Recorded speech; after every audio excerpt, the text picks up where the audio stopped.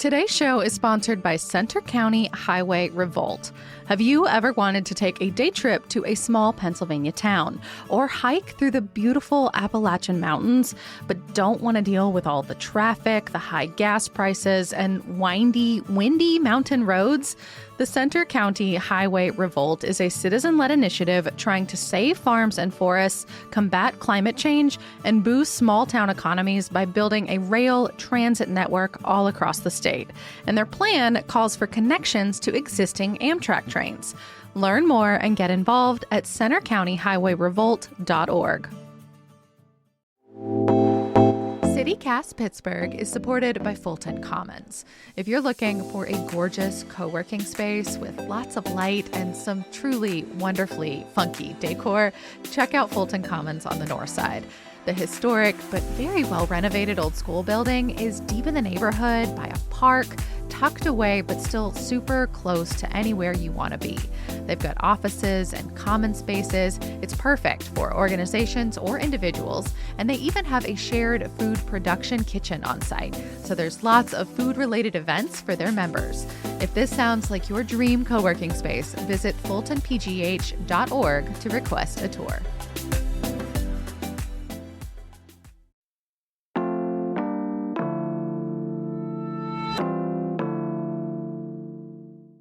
Today on CityCast Pittsburgh, friend groups in the Steel City can be tough nuts to crack. When I first moved here, it was so vexing.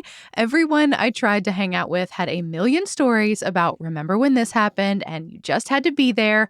And y'all, I was not there. But I am an extrovert and I'm very stubborn, so I kept at it. I said yes a lot. And eventually, those funny stories started to include me. Today, I am here with three people to give you hope. We are talking about some of the best places and most creative ways to find and make and hopefully keep lasting friendships here in Pittsburgh.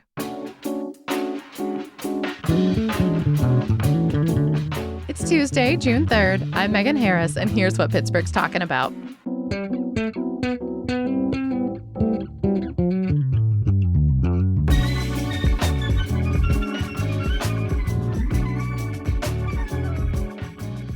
I'm with Haley Ingersoll, the founder of Pittsburgh Social Health, which helps Pittsburghers find and build community. Haley, welcome.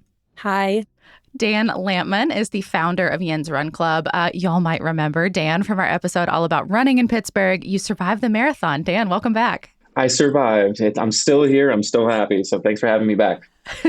And local author Ryan Rudzeski, who recently wrote a story for Pittsburgh Magazine about how to make friends in our city. Ryan, welcome to the show. Thank you. I'm really happy to be here. So what do y'all think? Anybody jump in here. Is Pittsburgh a hard or an easy city to make friends in? And you have to defend your position. Come prepared. I'm ready. Haley, I'll go. Jump in. Haley, do it. So it's a hard to begin with. And so speaking for myself as a transplant to Pittsburgh and someone who works with handfuls of newcomers, I've heard a lot how difficult it can be at first to sort of break through this like insularity where people are maybe friendly but not welcoming and don't necessarily grab you by the hand and take you places. Mm-hmm. So with that in mind, I think it's important to like set the expectation that it might take a little bit of digging. You might have to be the one doing the outreach and a little bit of that sort of willingness and preparedness. And Haley, do you think it's easy for you personally to make friends? So I am an introvert by nature. I feel like I'm situationally... And you're a transplant, too. And a transplant, yes. Yeah. So it was challenging at first, also moving in 2020, just like an abysmal time to meet new people, which actually I think is what pushed me more toward it, is because I realized, like, wow, I desperately need human interaction. But yes, still introverted at heart. Dan, what about you? Ryan wrote about you in his story for Pittsburgh Magazine, and he called you, what was it, big gym teacher energy? How would you describe your experience here in Pittsburgh? So I've been here for, I think, like it's 12 years now. I'm not originally from Pittsburgh. I'm originally from the east side of the state. I came here for school. So I had a reason to meet people with a lot of other people that were looking to meet people. So it was easier. I would answer your question as it depends. You meet people in these weird ad hoc ways or at these different events, and that becomes the group that you become friends with. Sometimes it might seem hard to enter into that group, even though everyone's really welcoming. But it really just takes a little bit of openness from your side and a willingness to say, when there's an open door to go and go to this event or meet these folks, that you allow yourself the courage to go in and meet those folks. And generally, as soon as you're there, everyone's very welcoming, but it might just feel like there's a barrier at first. Yeah.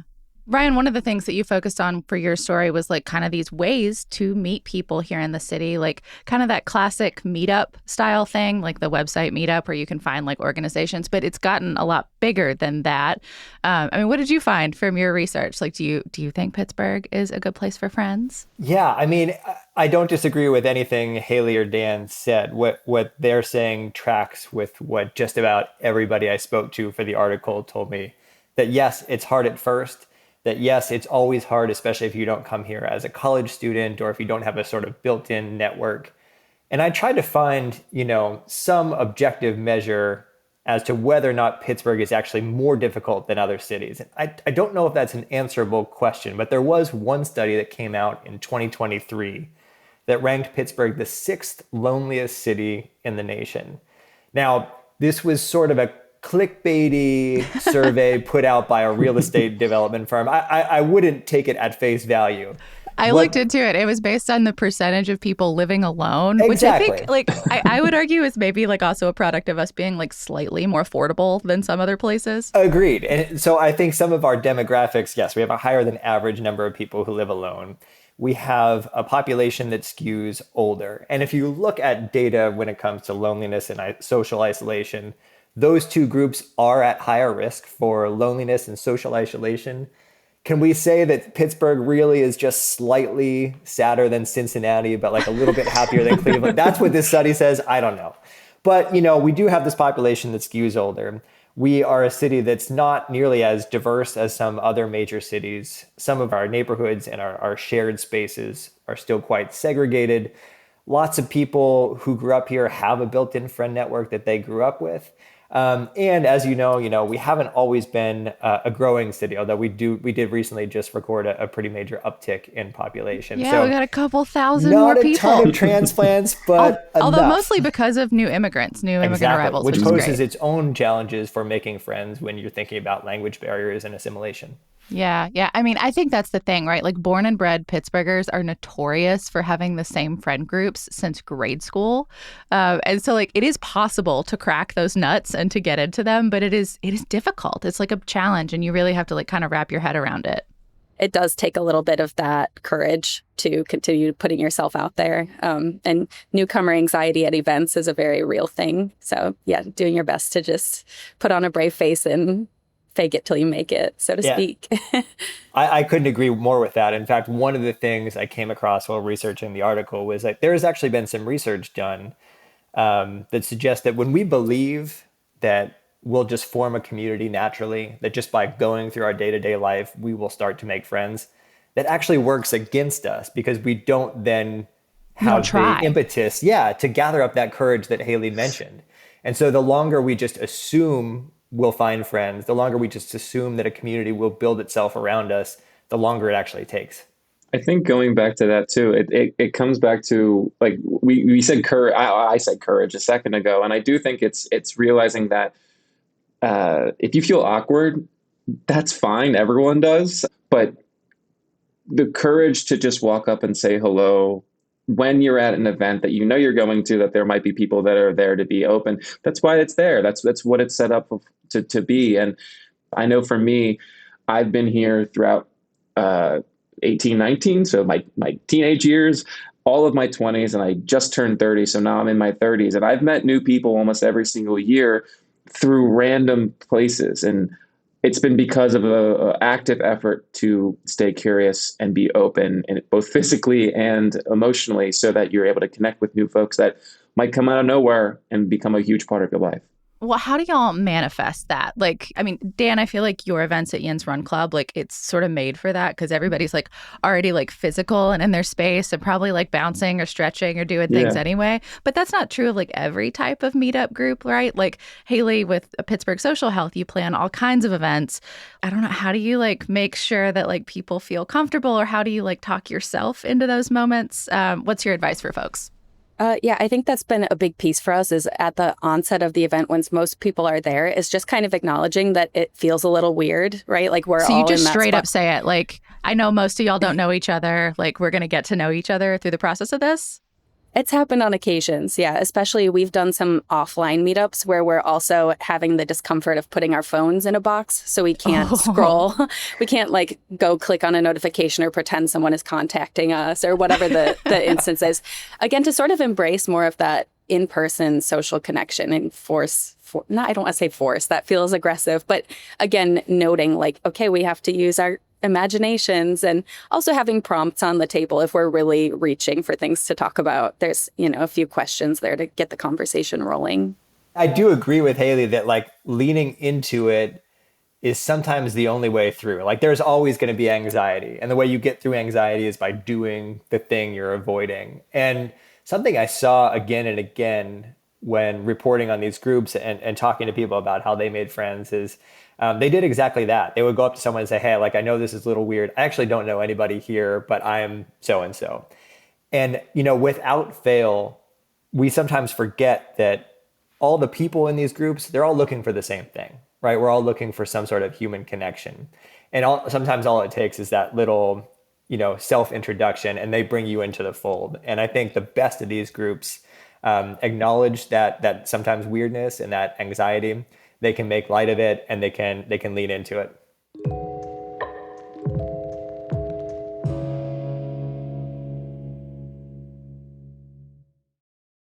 Are you still quoting 30-year-old movies? Have you said cool beans in the past 90 days? Do you think Discover isn't widely accepted? If this sounds like you're stuck in the past. Discover is accepted at 99% of places that take credit cards nationwide. And every time you make a purchase with your card, you automatically earn cash back.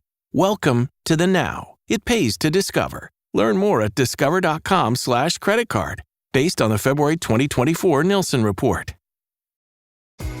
This episode is brought to you by Temptations Cat Treats. Your cat will come running for the perfectly irresistible Temptations Creamy Puree and Temptations Lickable Spoon Cat Treats. The best time to feed lickable cat treats to your cat is anytime. Feed by hand for a playful moment, in a bowl for a creamy treat, or as a topper to make mealtime fun. Visit temptationstreats.com to learn more. so tell me about some of these groups. Like, which ones do y'all love? Obviously, Men's Run Club. What do y'all recommend here in the city? So I was blown away just for a city of our size by both the volume and the variety of what's available. I mean, there's way more than I could have fit into the article. There are clubs for everybody. I talked to the Pittsburgh Introverts. The leader of that club is completely lovely. Do they just text each other? Like what? How do they do it? They do the same thing. They have like little small meetups at restaurants or at museums. And yeah, it's a little quiet at first, but then like they get to know each other by acknowledging, hey, we're all introverts. This is going to take a while. We're going to do this together.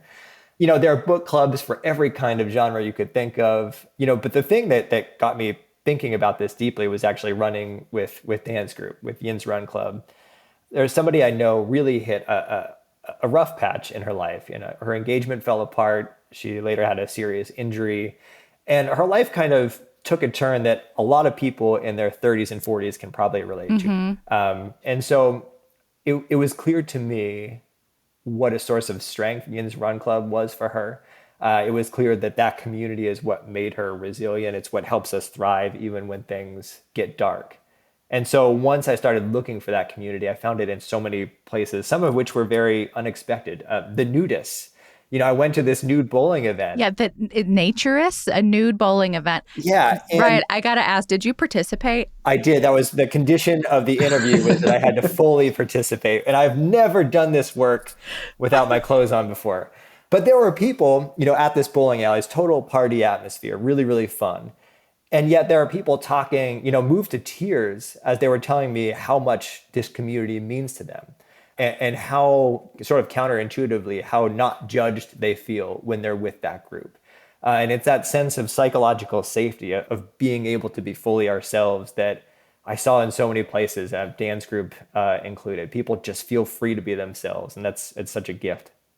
What do you think that does for like folks, social health, like the health component of all this? Like we hear statistics, like our Surgeon General this year talked about social isolation being like a new epidemic, which I feel like is like a big word for something like this, for us to think about it in those terms. What do you think like just the act of hanging out with new humans means to people? So we talked about that sort of shared vulnerability and like creating norms for a group. And I think it's that vulnerability and some of that commonality that's created because friendships are formed when people are vulnerable with each other and share feelings, and you identify these commonalities. All my best friends were from trauma bonding at bad jobs we've had in the past, like all of them. They're still my family. Those are the deepest relationships you'll have as in a toxic work setting, I have to say. I think if I could add to, like, one of the things that when I started YRC is trying to find ways of putting people back in the headspace that you want to be in when you're open, when you're excited, when you can feel and express yourself more fully. And it's how do you put people back into the position where that front that they might feel they have to put up for the world to protect themselves can come down? How can you do that? At YRC, we do it in a couple of ways. One of them, and I talked about this with Ryan before too, it's like I try to be that massive gym teacher energy because it gives everyone the excuse to try to bring their full self. If no one's going to be weird as Dan, and by extension, no one is going to be as weird as the other run captains that now lead the group that I no longer have to do because they decide to be as big, bright, and beautiful as they would want to be. And everyone else goes, okay, well, if they're that much, they're clearly setting a tone that I can be as much as I want. And it gives an excuse. And I think giving someone an excuse, giving someone a prompt, giving someone a way to act allows them to feel more comfortable doing it because they know this is what everyone's doing now. And you kind of create that mental switch. You forget that connection is actually very, very simple. And it's doing something together with another person and being vulnerable. And that vulnerability could just be the laughter that you have with someone because something that you saw is ridiculous. It could just be the half comments while you're walking to that volunteer opportunity that you decided to go on to garden in Homewood. It could be any of those small moments that allow you to feel connected. And I think when you think about loneliness, it is those small moments. So how can you, as a organizer of an event or as a person out in the world, try to facilitate those small moments and be that person that takes that posture? I think that is a really important piece that really shows when you have someone that can kind of bring that light to a group. Yeah, I mean, I agree. I remember Dan telling me that he was describing how he'd set up Yin's Run Club and how they'd sort of developed the procedures of making sure that new runners, get introduced to somebody else, and why they have pacers and why they have sweepers at the back to make sure nobody gets lost. And I remember very clearly, Dan, you said, the whole point of everything we're doing is to make sure people feel cared for. Because when people feel cared for, that sense of fight or flight goes away. And that's when you start making friends, because then that's when you're being yourself. And it's really, really hard sometimes to bring those barriers down. But the more play you can infuse and the more of those little moments that Dan mentioned, it doesn't take much to start breaking down that armor.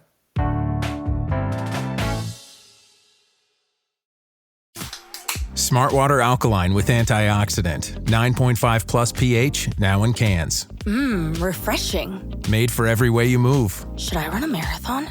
Let's start with finishing that water. Smart Water Alkaline with antioxidant, now in a sleek can. For those with a taste for taste. Grab yours today. How does PwC take your company to the leading edge? They bring the sharpest minds in tech to your team, so you can bring the ideas that will transform your business. They're passionate about your industry, so you can walk into any room with every advantage. And they're with you every step of the way, so you can know you're headed in the right direction. PwC builds for what's next, so you can get there now. Get started at pwc.com/US/leading edge.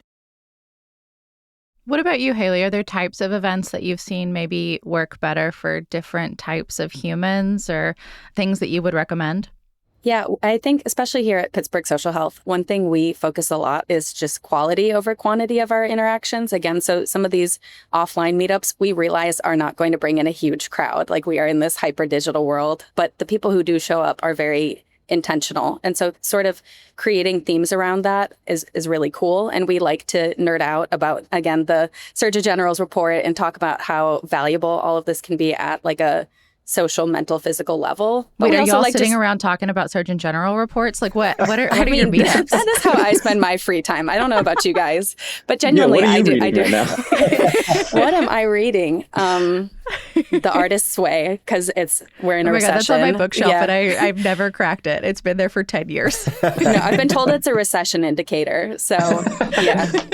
That said, we also love just like the fun things too. So we're doing a summer picnic series where it's just come as you are, bring cheese if you want, bring, I don't know, a beach ball or a coloring book, and we'll just be here. That's all. And so it's nice to have those sort of open-ended things, but yeah, I would say it's different for everybody what they're looking for. And in Pittsburgh, we're actually fortunate to have so many things. Like I actually learned today that we have a nudist group and an introverts club. And so I'll be Googling those later. But I think, again, that's just a reminder to continue looking because there are many, many things out here, even if they aren't hitting you in the face every other day. And if I can actually toss in, Haley, you did something else that I am so glad. I'm so upset that I have not been able to go to it yet. But you've done a couple of the hot seats at Trace. And I think one of the cool, like, that's like the friend dating thing, right? Like, where it's like, okay, how does it work? Please tell them about this. Okay, yeah. So you've probably seen Hot Ones. It's, the popular series where they sit with celebrities, make them eat hot wings while they talk about their careers and whatnot. So we made a Pittsburgh version of that, and it's panel style. So we've hosted 2 of them last May and November. The November one had a specific theme of third places. So we had people who work for the libraries, Third Space Bakery, Farmers Market. I'm losing the others, but you get the point. So it's places where people feel comfortable and like kind of come as you are atmospheres. Exactly. Yeah. And to sort of speak on this importance of community spaces outside of home and work. But so what we do is make them eat hot wings while they do that. And it's just kind of fun to see these people like sweat it out and be more candid about how they feel with community efforts and friendship and all of that. So we hope to do it again. I think we're looking at October for this year. But again, it's creative programming because, people have called Pittsburgh the city of 1,000 panels. So you have to make it fun and interesting if you're trying to like get something across. Hot wings is a good start. Also the food, Trace is chill. Right. Let's talk about like that next step though. Like, I think this element of kindness, like holding a door for someone or just like having a 2-minute conversation where you're like, oh, that was nice. Like that wasn't so bad. I like this person maybe. How do you take that feeling, that like encapsulation and turn it into like an actual friendship or like take that next step? Like what's your advice for folks for like from good feels to like actually seeing them again on purpose? I will go back to what I said earlier, that it's really not that complicated if you enter in with a lot of gratitude, a lot of care, and a lot of authenticity and transparency. And I'll say that because I have a best friend. His name's Colin. I met him when I was in 7th grade. And the reason that we're best friends is because one day I came home from the bus because I didn't have close friends. And I said, I think I want to hang out with him. And I picked up my landline phone and I called his house and said, hey, would you like to be friends with me? Do you want to ride bikes sometime? I'm in his wedding in March, and we've been best friends my entire life since that moment. And I say that because it really does just take one person to say, hey, I think we could be friends. Would you like to grab coffee sometime? It might sound like if you position it like you're asking someone out, you kind of are. You're asking someone, I think we have something here and we can be friends. Would you like to go explore that? And relationships are just relationships, and no matter if they're romantic or if they're friendships. So if you share with someone that vulnerability and hopefully they return it, and if it's unfortunate that they don't, that's okay. It's not the end of the world. But I think because it worked out so great for me, and I have a best friend because of that, to me, it is muster that courage, believe in yourself, know that they probably feel just as awkward about you asking, and take that leap and just ask and say, would you like to grab coffee? Would you like to go on a run? Would you like to go climbing? Whatever it is. And I think just, it doesn't have to be perfect. It just has to be authentic. And if you go in with a lot of care, you'll hopefully come out really happy. One thing I saw done really brilliantly by so many of these groups was using some sort of digital platform as a mediator for this. Dan can tell you more about the YRC WhatsApp group, but everybody who signs the waiver, I believe, Dan, is automatically or can opt into this WhatsApp group. Everyone's invited. We have had Russian bots come in once, so I do not share it publicly, but anyone that comes to a run, we know you're a human being and you get invited. Yeah, so they have that, and on this app, people invite each other to parties, or they say, hey, I have extra concert tickets to this thing. A lot of the meetup groups that I talked to said that their groups really took off when people started posting in the meetup group online, like, hey, I had a really great time. Does anyone want to go do X, Y, or Z? I think that digital platforms, including Haley's account, can be that sort of 21st century version of Dan's landline when he called his friend. And it does take a little bit of pressure off to do this via screen, via text, or in a group chat. It's a really nice way to sort of ease into that big question, do you want to be friends? Yeah, I mean, well, and say somebody wants to take like a much bigger step, like you, Dan, and Haley, like not just want to start a thing, but like decide I want to start a whole group. Like I want to build it around whatever niche interest I have in this moment. How do you recommend they do that? Yeah, I think starting by exploring what's already out there is a good way to get inspiration. Mine was mostly driven out of conversations. Like I realized there are many other transplants here. And so I thought, okay, maybe we need a meetup for that. And it then evolved into we need to be more social, just collectively, realizing it should be a wider net and anyone who wants to be social should do so. But it was identifying that gap to begin with that I think gave me it had to incubate for a while, but then I sort of just started to build my case. So if there are things that you kind of keep finding yourself saying, someone should do this thing, you might have to be that person who, takes that step. And you might find, especially if there are other people who are already alongside you, they might want to join you in that journey. If there are people who are like-minded or have the same passion and you're constantly playing volleyball all together, maybe you do need to put a team together, that sort of thing. Yeah, I would say believe the delusion that you should start it and find the best way that is accessible to you. YRC started because I put a poll out on Instagram stories and 9 people responded. And I said, sure, I'm going to make an account. I named it something and I went on a run and it was 5 people. And then 4 years later, we're here. And it's a lot of people now. It's a lot more people now. And I think just believing in yourself and, saying, hey, I think this would be fun. And I think this is something that I'd like to do. And if you can just find the easiest way for you to put that foot in front of the other and start, you'll be really surprised and happy about the outcome. Well, y'all, we really appreciate you putting this perspective together. Thank you so much for what you're doing for the city to bring people together. It's really great. Ryan, we'll have a link to your article in our show notes. Thank y'all so much. Thank you. It's been a lot of fun. Agreed. Thank you. Thank you so much.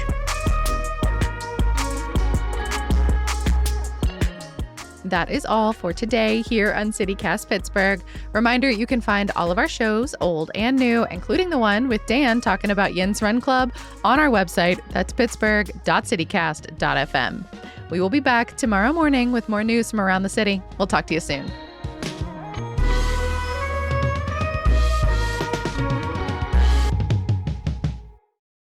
Ryan, I got to know, how did you do bowling naked? What was your score? So I actually did not roll a ball. What? How are you bowling then? That doesn't count. So I went and I ran into, first of all, a guy I had not seen since high school. So it was a very interesting way to see each other after 20 years.